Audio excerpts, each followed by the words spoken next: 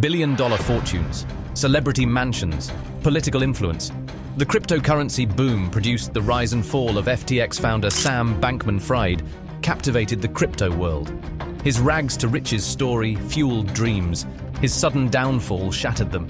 Once the awkward genius billionaire of crypto, his empire now lies in ruins.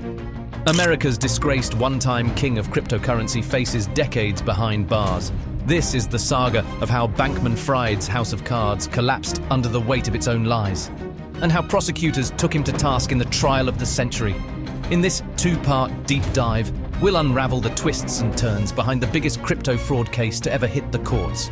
I'm your host, and this is part one of the epic downfall of Sam Bankman-Fried. First, who is this disgraced FTX founder at the center of it all? Sam Bankman-Fried, better known as SBF, grew up as the son of two Stanford law professors. He excelled in math and academics, landing him spots at prestigious universities like MIT and Wall Street trading firms like Jane Street Capital. After making his first millions through arbitrage trading, Bankman-Fried turned his sights to crypto. He co-founded cryptocurrency derivatives exchange FTX in 2019. Backing from big-name investors, FTX quickly became one of the largest crypto exchanges globally. Valued at over $32 billion at its peak, FTX handled billions in crypto trades daily and was poised to snatch market share away from rival Binance. Bankman-Fried himself amassed a $26 billion fortune seemingly overnight. The curly-haired math whiz, not even 30 years old yet, became the poster child of crypto's new guard. With eccentric genius Elon Musk-like appeal, Bankman-Fried hobnobbed with the rich and famous. He sponsored major sports deals with Tom Brady and purchased a $40 million Bahamas penthouse, all while cultivating an image as the ethical boy wonder billionaire. But behind the meteoric success, troubling signs were emerging at FTX. Cracks that would soon shatter SBF's empire like a house of cards. Despite flood of investments, parts of FTX's operations raised eyebrows. Bankman-Fried also founded a trading firm called Alameda Research that appeared to have unusually close ties with FTX. Concerns emerged about how tied together the companies were, though SBF claimed all dealings were above board. The dominoes began falling subtly when a rival crypto exchange, Binance, announced plans to liquidate a major FTX token position. The news triggered the first tremors of trouble through Bankman-Fried's kingdom. As questions mounted about ties between FTX and Alameda Research, panic set in. Alarmed customers raced to withdraw billions in funds from the exchange. The pace of client redemptions drastically exceeded FTX's available liquidity to honor withdrawals. In a matter of days, the house of cards collapsed as the exchange crumbled under the weight of its own financial tricks and inability to repay fleeing investors. This modern bank run vaporized faith in FTX's stability. By November 11th, with liabilities hopelessly outpacing assets, Bankman-Fried's empire was forced to file for bankruptcy.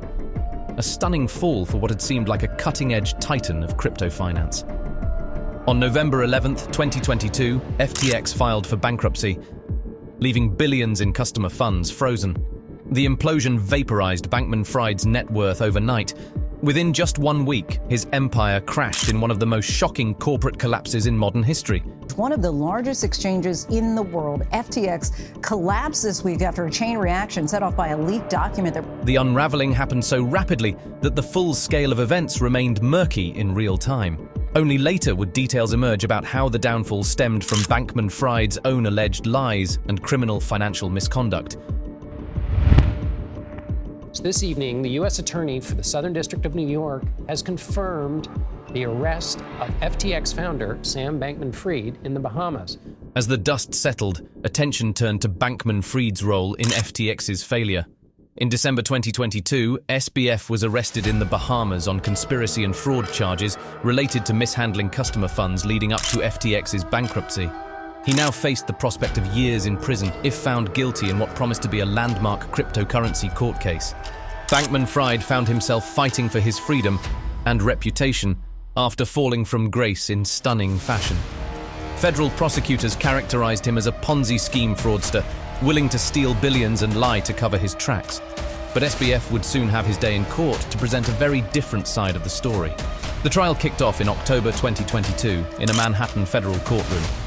Bankman-Fried pleaded not guilty, assembling a star legal team to defend himself against damning criminal counts that could imprison him for life. With the crypto world watching, the stage was set for an epic courtroom battle between US prosecutors and the disgraced former billionaire.